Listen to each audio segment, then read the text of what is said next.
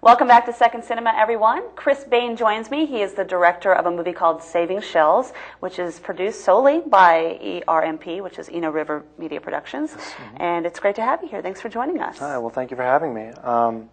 Let's see, this is a horror film, my first horror film that I've ever directed. My second movie. It's really not my genre, but Eno River needed a director for it, so I basically volunteered for the project.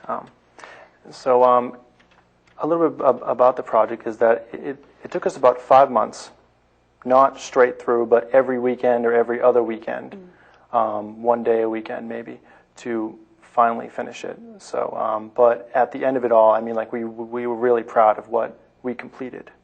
And you've been working with the RMP for about 2 years now, so yes, taking this project under your wing was a new stage for you, because this is something you want to do as a directing. Yes, actually I started off with helping out on a Star Wars movie and helping out doing script writing things, but yes, this is my first time doing a directing thing through them. Do you have a genre that really is your preference? Well, I do write for not so much sci-fi, because when you think of that, you think about like lasers, you know, like laser beams and spaceships, but I would say futuristic, because it's more of people can relate to that, maybe something that could happen in the future. You know? So diving into something like a horror genre, which is new to you, yes, was it a challenge?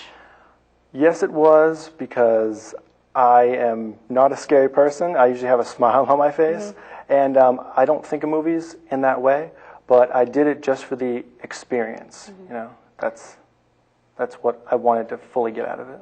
And would you say that most of the people that are involved in this are doing it for the same reasons? You have a lot of people just really feeling out this area of independent film, whether it be a career or just extracurricular?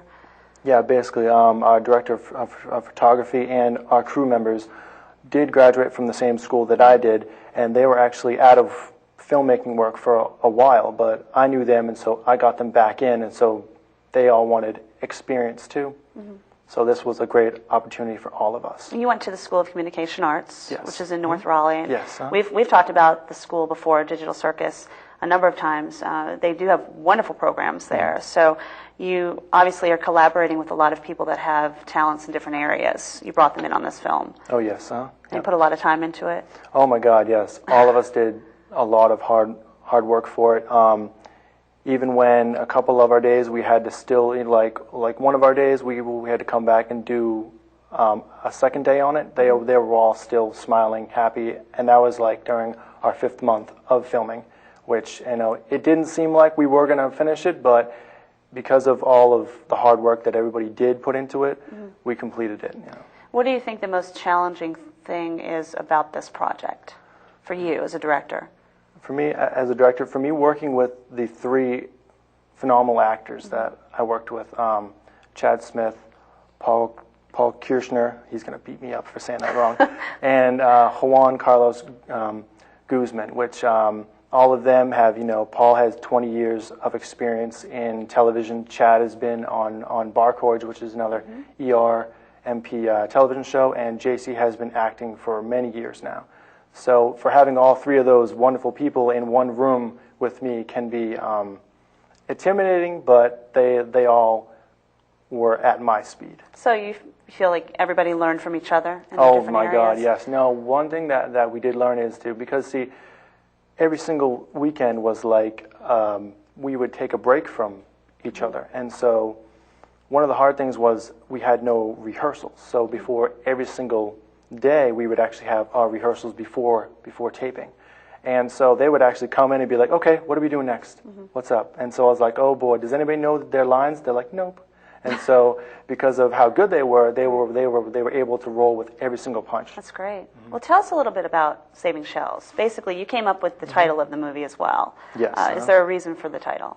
One of the main story points is that one of the main character, Fred, he's in a very fragile state, and his other 2 members really don't believe. See, at the very, very end fight scene, they're supposed to fight out and get out of this shack that they're stuck in.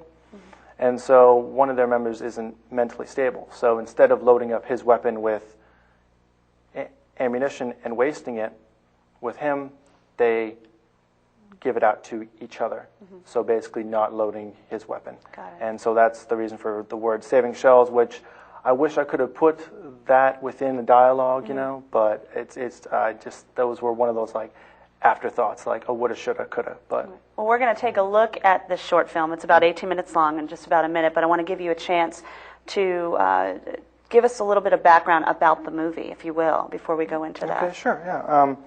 It's about three guys who go on a hunting trip, and it's just every day for them. And then all of a sudden, they are driving down the road. They're not paying attention. They're in conversation, and this strange woman steps out in front of the truck. She gets hit, and so then right after that, they're now stuck with this hit and run body, and they're not sure what to do with it.